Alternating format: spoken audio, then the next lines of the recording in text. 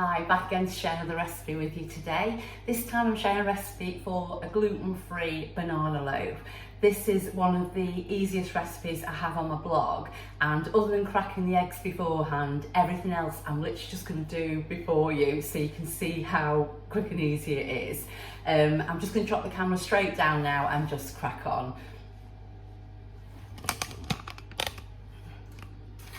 Okay, so first I'm just going to line a £2 loaf tin. So I've just got a non-stick loaf tin here. I'm not going to be sort of too particular how I line it, so I'm just going to butter it with some of the loaf spreadable butter, which I'm going to use in the recipe. So I use this, but you can use softened butter instead for the whole recipe. You don't have to use the loaf spreadable, but it does work really well. So it's, as I say, it's a full fat one, not the low fat one. The low fat one won't give you the same results. Okay, so I've just cut a piece of greaseproof paper, and to be honest, it's just enough just to go in the middle of it there, like that. Okay, so I've just done it like that, so that's fine. And then I'm just going to weigh everything directly into the bowl because it's just a simple all-in-one method. I'll just straighten up the camera, we're always getting that a bit wonky. Okay, so into the bowl first, I'm going to put 140 grams of low fat butter. But the full recipe is over on my blog, so I'll put a link, like I always do, for recipes that are on my blog in the written descriptions below. So I'm just going to put the butter in here. I've got myself some new scales from Pro Cook, and I'm pleased with them so far. I mean, to be honest, it's the first day I've used them, but I like the setup. It's just a simple batteries that go in there and really easy to put in, and that's just a big deal for me.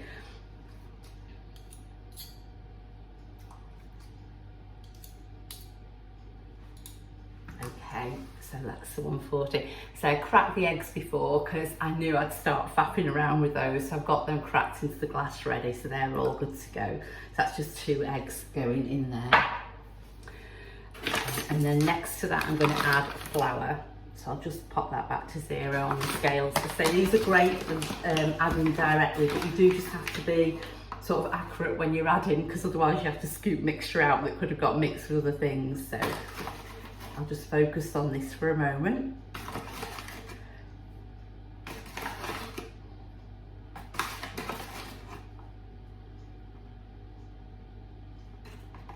Okay, I just said that then, and that's just a little bit over, so I'll just scoop that out.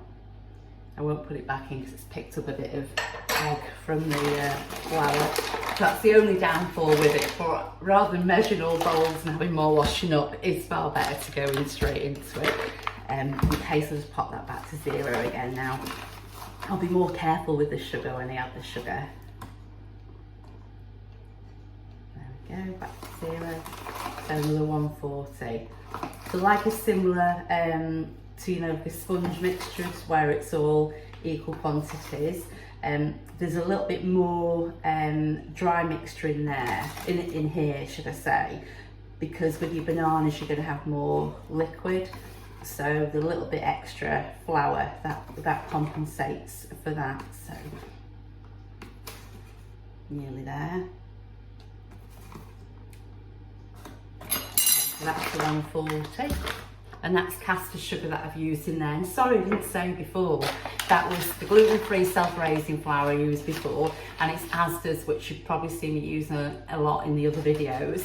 I'm not adding any extra xanthan gum into the mixture today because this flour already has xanthan gum in it, in the self-raising flour, and that's sufficient.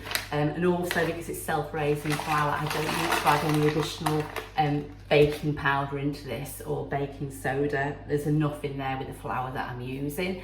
But if you've not got baking powder in the flour that you're using, if you add a teaspoon in, that'll be fine.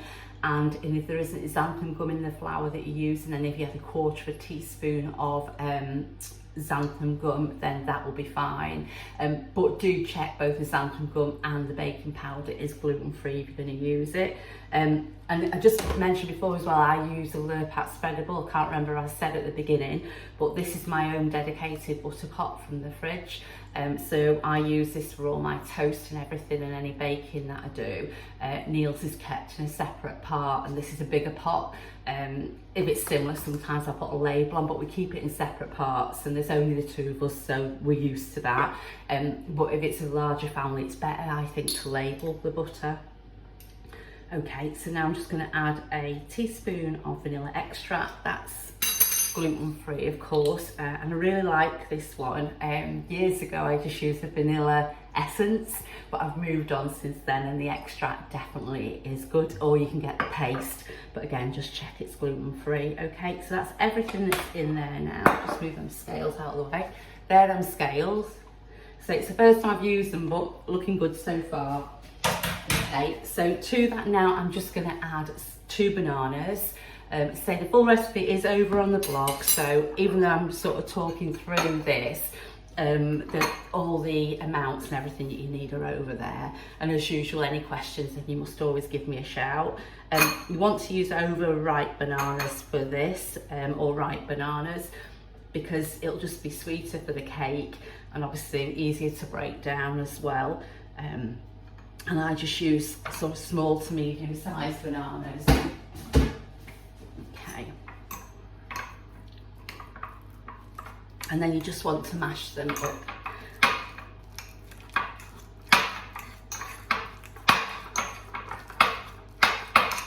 This is a lovely simple cake. You can add other things to the mixture if you wanted. So it's the sort of thing that maybe if you want to add a handful of seeds or something, then that would work really well. And also chocolate chips as well would work really well in this. So I'm just going to mush that down a little bit more, because otherwise you come across lumps of the banana in the cake. I mean, there'll probably be a few smaller ones, but I don't want massive chunks.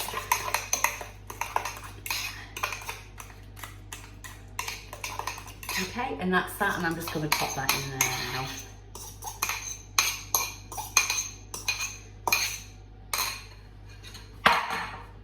Okay, so let's move that out of the way. And then I'm just going to give this a whisk. So this would even work, mix this mixture together, even all you've got is a spoon. That will be absolutely fine. It's just that with a whisk, you're just going to get a little bit more air in there. But don't worry if you've not got a whisk. Don't be put off making it. You know, you could use a hand whisk if you wanted. But if not, a spoon will be absolutely fine. Don't go rushing out and buying something just so you can make the cake. You can do it without that. Okay, so I'm just going to pop this on now. I'm just going to whisk for a minute, even if that. Turn it on. There we go.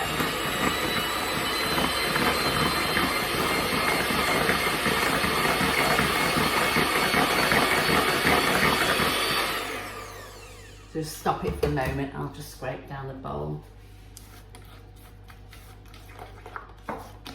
It's a really runny batter, and it takes longer than, like, you know, sort of a standard sponge cake or something like that.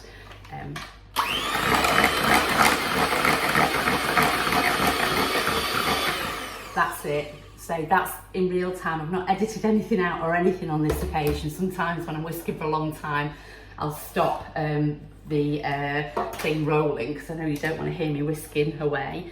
Anyway, so I'm just going to pour this into, let's see it that way. Just going to pour this into the tin.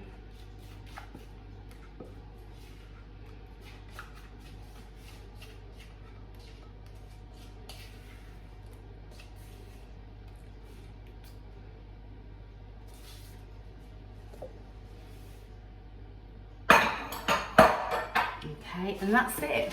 And then all I'm going to do now, just give my hands a quick rinse, just put a bit of mixture on there. So all I'm going to do now, just so it gives it like a nice crispy topping. The original recipe I used, that suggests that you put water icing on, so glassy icing, sorry, sort of over the top when the cake's cooked, and then put the banana chips on the top of that, and I'm sure that would look absolutely amazing. So if you want to do that, then that's great. But just for me, using it as an everyday cake, I just like to put a little bit of demerara sugar on there, and it just gives it a nice crispy, you know, sweet topping when it's baked. Okay, and that's it. So I'm just going to pop that in the oven, and then I'll show you what it's like when it's baked. Okay, so I've just taken the banana loaf out of the oven now. I baked it for 40 minutes and I just checked it was fully baked by popping a skewer in the centre, and then that came out clean. I'm just going to leave that to cool now in the tin. It'll be absolutely fine, and then lift it out and then slice it. The banana loaf is lovely just as it is. We sometimes have it with a bit of butter, and it's also nice if you put like a little bit of maple syrup and ice cream with it as well. But it's just a really nice everyday cake. But as I say, the full recipe is over on the blog. So this isn't a really tall cake, it doesn't come up really high, but it looks, look at the crumb on that, it is just such a gorgeous cake and lovely flavoured. So if you wanted, you could go in a smaller tin and just, you know, bake for a similar length of time. Just check it's done like I did by putting a skewer in the middle. But as I say, you can see the crumb is lovely on there. And yeah, it's all about the flavour. Okay, so that's how quick and easy it is to make a gluten-free banana loaf. I do hope that you will give it a go. Thanks as always for watching all the videos that I share with you. I really appreciate it. And also, if you've already subscribed to my channel, thank you so much for that as well. And if you haven't, then I would love you to do so. I hope I'll be back again to share another recipe with you really soon. But in the meantime, take care and bye for now.